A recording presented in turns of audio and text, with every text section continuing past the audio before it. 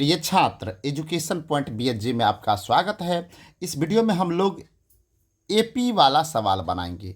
AP सवाल को पहले पढ़ लेते हैं। एपी 2, 7, 12 डॉट डॉट डॉट का 10वां पद ज्ञात कीजिए। तो सबसे पहले आप ये समझिए कि एपी हमें दिया हुआ है।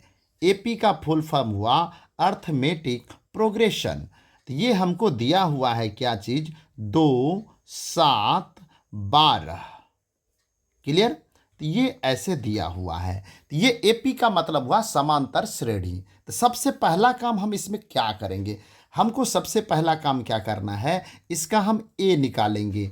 ए क्या होता है? ये प्रथम पद का संकेत है और ए प्रथम पद को कहा जाता है। तो प्रथम पद, ये देखिए पद दिया है, पहला पद, दूसरा पद, तीसरा पद, इसी तरह से चौथा होगा, पांचवा होगा, छठा होगा। तो हमें इसमें 10वां पद पूछा जा रहा है। तो हम इसके लिए क्या करेंगे? सबसे पहले ए निकालेंगे। ए किसको कहते हैं? ये जो पहला पद है इसको हम ए कहते हैं। तो यहाँ पे हम 2 लिख दिए।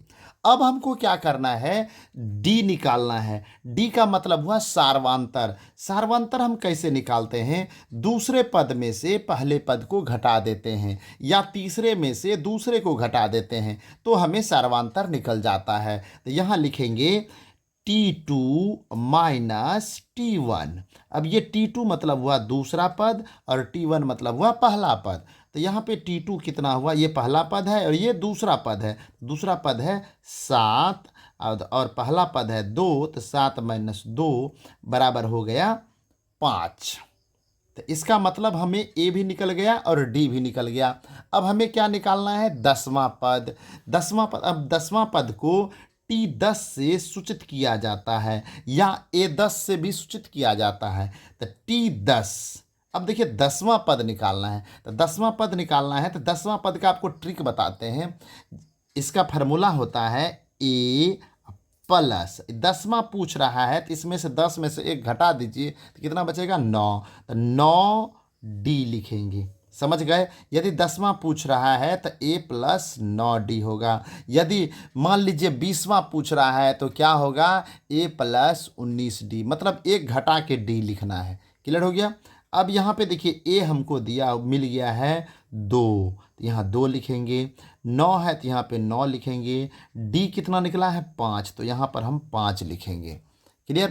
तो यहाँ पे हो गया 2 प्लस 9 पचे कितना हो गया?